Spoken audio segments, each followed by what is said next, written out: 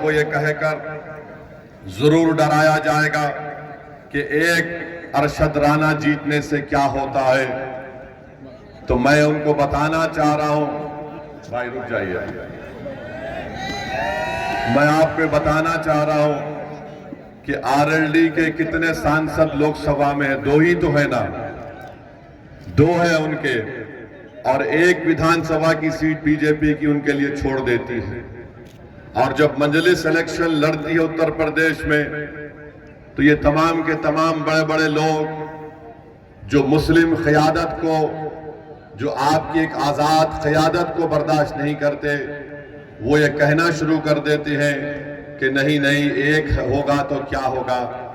मेरे भाई, आरएलडी के 2 सांसद हैं और बीजेपी को ये विधानसभा की सीट छोड़ना पड़ा।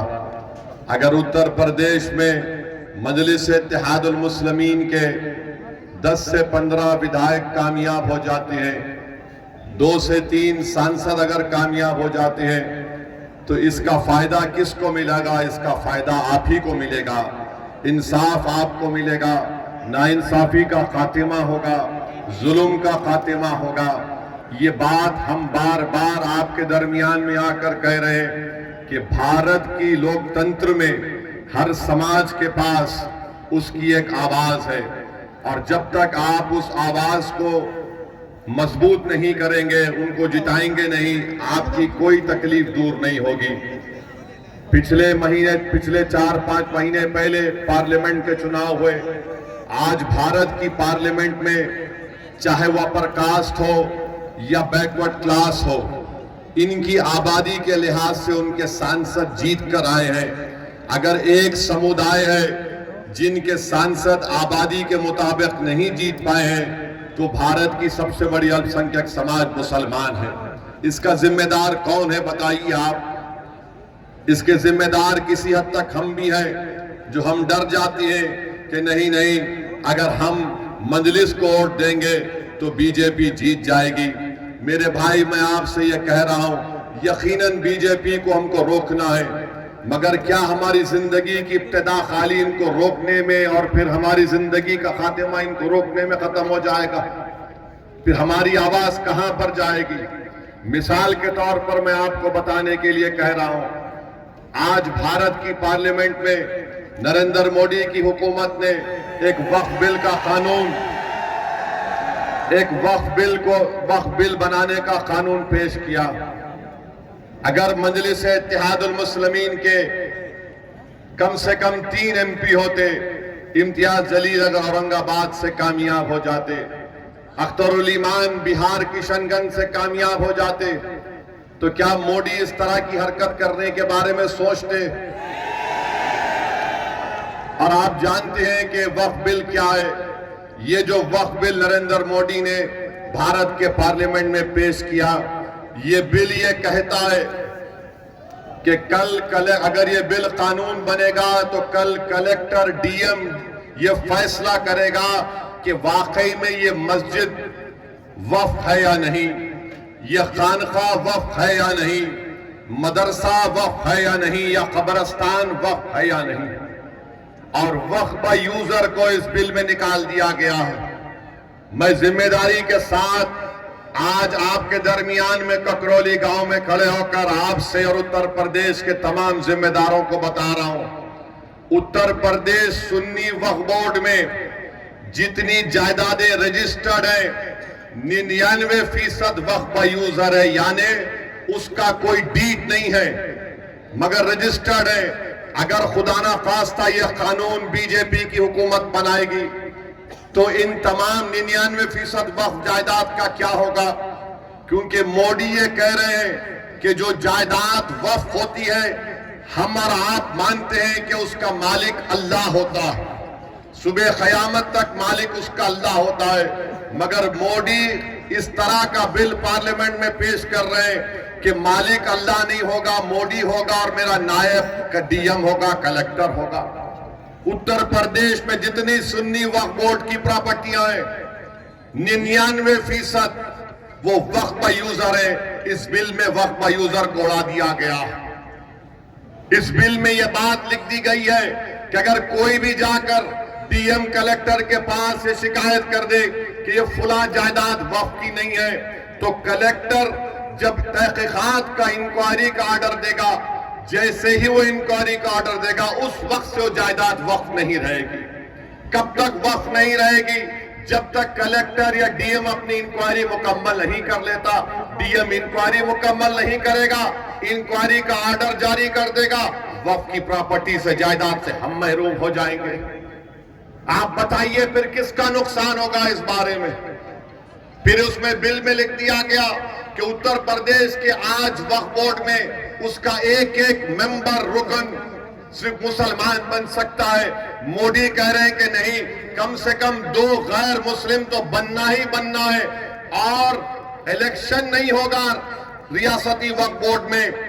प्रदेश की सरकार मेंबर्स को नॉमिनेट करेगी, नामजद करेगी, यानी 2 से ज्यादा भी गैर मुस्लिम उसके मेंबर बन जाएंगे, मेजॉरिटी में आ जाएंगे।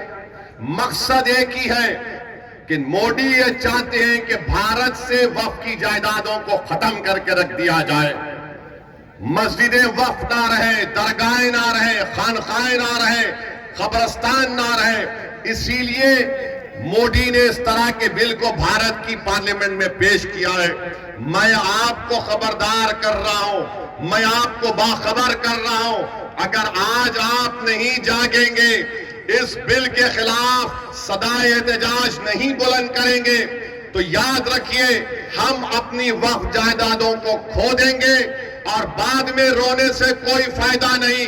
अभी आपको उठकर एक मुस्बित पैगाम देना है, और पैगाम देने का तरीका यह है कि 20 तारीख को जब आप वोट डालने जाएंगे तो आप इसलिए भी पहला अपना वोट इस्तेमाल करेंगे ताकि मोदी को मालूम हो जाए कि हम इस वक्फ बिल को कबूल नहीं करते जो हमारी मस्जिदों को छीनना चाहता है। हम मीरापुर से आरएलडी को हराएं ताकि जयंत चौधरी को मालूम हो जाए कि आप हमारे वोट हासिल नहीं कर सकते जब तक कि आप वक्फ बिल की मुखालिफत में जयंत चौधरी नहीं खड़े हो जाएंगे। तो क्या आप इस वक्फ बिल के खिलाफ वोट देंगे 20 तारीख को? क्या आप अपनी मस्जिद, दरगाहों को, खानखाहों को बचाएंगे? आपने इंशाअल्लाह कह दिया, मगर याद रखिए अगर आप मुत्तहदा तौर पर अपना एक एक वोट मोदी के इस काले बिल के खिलाफ इस्तेमाल करेंगे तो मोदी को भी पैगाम मिलेगा, जयंत चौधरी को भी पैगाम मिलेगा कि मीरापुर की जनता ने जो फैसला दिया है वो सिर्फ मीरापुर की हद तक महदूद नहीं है, बल्कि पूरे उत्तर प्रदेश की आवाम ने फैसला दिया है कि हम तुम्हारे इस कानून, इस बिल को नहीं मानते जो हमसे हमारी मसाजिद को और वक्फ की जायदादों को छीनना चाहता है। अब जब वक्फ का बिल पेश हो रहा था पार्लियामेंट में, कौन खड़े होकर मौसर तरीके से संविधान की दफा 25, 26 का हवाला देकर उसकी मुखालिफत में कौन खड़ा हुआ वो पार्लियामेंट के रिकॉर्ड में मौजूद है। दूसरे पार्टी के लोग भी खड़े हुए, समाजवादी के नेता अखिलेश यादव भी खड़े हुए, बिल के बारे में बोलने के बजाय वो कोई और दास्तान सुना रहे थे, वो कोई और ही दास्तान सुना रहे थे। तो मेरे अजीज दोस्तों और बुजुर्गों, याद रखिए अगर आप मौजूदा हालात में अपने वोट से अपने नुमाइंदों को कामयाब नहीं करेंगे तो जो बरसों से हमारा इस्तेसाल चल रहा है वो जारी और सारी रहेगा। अगर एमआईएम पार्टी जीतती है तो यहां पर भारत की जमहूरियत मजबूत होगी, गरीबों और मजलूमों को एक आवाज मिलेगी, क्योंकि आपने समाजवादी को कभी वोट दिया, कभी बसपा को वोट दिया, कभी आरएलडी को वोट दिया। आप सिर्फ वोट देते हैं मगर आपकी आवाज कोई नहीं उठाता, कोई आपके लिए लड़ने के लिए तैयार नहीं होता। मैं आपको बता रहा हूं, आप याद रखिए फैसला तो आपका है, जमहूरियत है, आप जिसको चाहे वोट दे दें, मगर अगर आप इस बार भी इस डर में आ जाएंगे कि नहीं नहीं ये अरशद राना जीतेगा या नहीं जीतेगा, मेरे भाई जब जंग करना है जमहूरियत में तो जंग खूब तरीके से करनी चाहिए।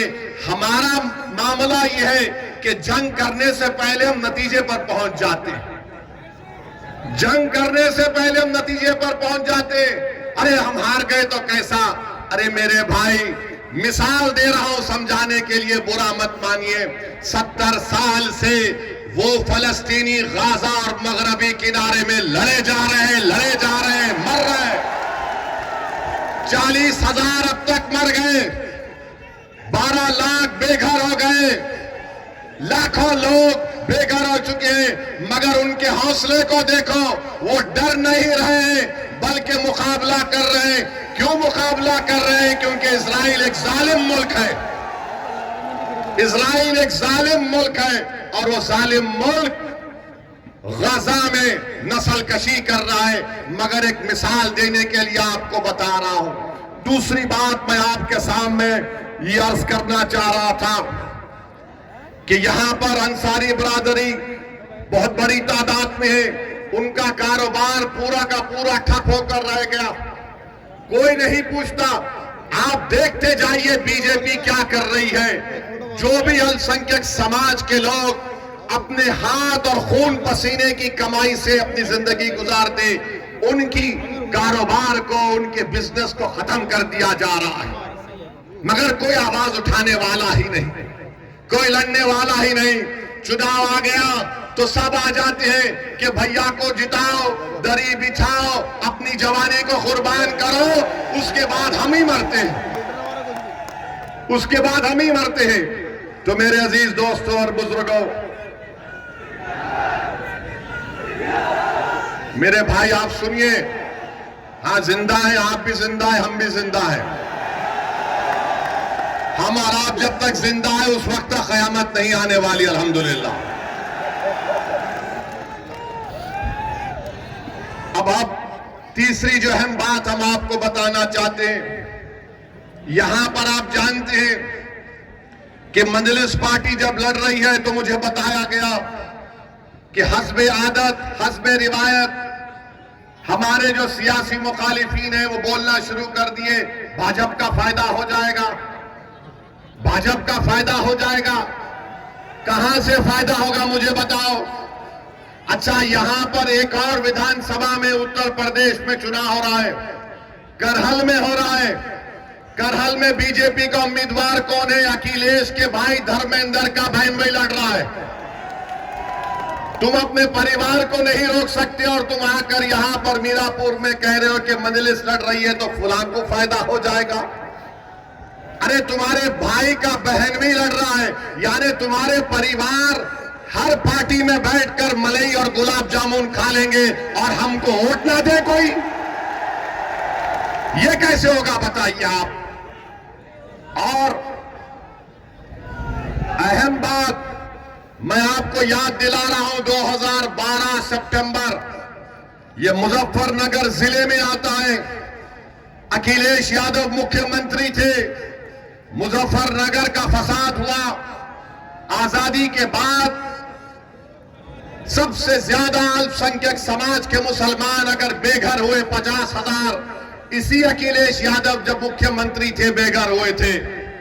जो खेतों में रह रहे थे, पर्दों के टेंट में रह रहे थे। और यही अखिलेश यादव मुख्यमंत्री थे जब 50,000 लोग बेघर हो गए थे। किसी के माओ की इज्जत लूट ली गई, किसी के बहनों को कत्ल कर दिया गया। आप कैंपों में जिंदगी गुजार रहे थे और अखिलेश यादव सैफई में उत्सव मना रहे थे। मुंबई से एक्टरों को बुलाकर नाच गाना करवा रहे थे। यही अखिलेश यादव थे जिन्होंने बुलडोजर चलाया था उन रिलीफ कैंपों के ऊपर। तो मेरी आपसे गुजारिश है कि याद रखिए, यही समाजवादी पार्टी की हुकूमत थी, यही मुजफ्फरनगर का इलाका था जहां पर यह हुआ था। और जब मुजफ्फरनगर का कांड हुआ, कौन उन कैंपों में जाकर फिर कर उन गरीबों की मदद करने के लिए आया था? मैं 3 दिन इस कैंपों में रहा, जाकर देखता रहा। उस जमाने में मैं आया और हमारे एक दोस्त शाहनवाज साहब थे, मरहूम जफरयाब जिलानी साहब के साथी थे। मेरे अजीज दोस्तों और बुजुर्गों, ये बात आप अपने जहन नशीन कर लीजिए। 20 तारीख के दिन अपने एक वोट का इस्तेमाल करिए और फिर इस विधान यहां पर ककरौली गांव में हम पुलिस से भी गुजारिश करेंगे, आप देखते ही हमको चालान मार देते हैं। हमको मालूम आप बहुत हमसे मोहब्बत करते हैं, मगर इतनी ज्यादा भी मोहब्बत मत करिए जो हमारी जेब खत्म हो जाए।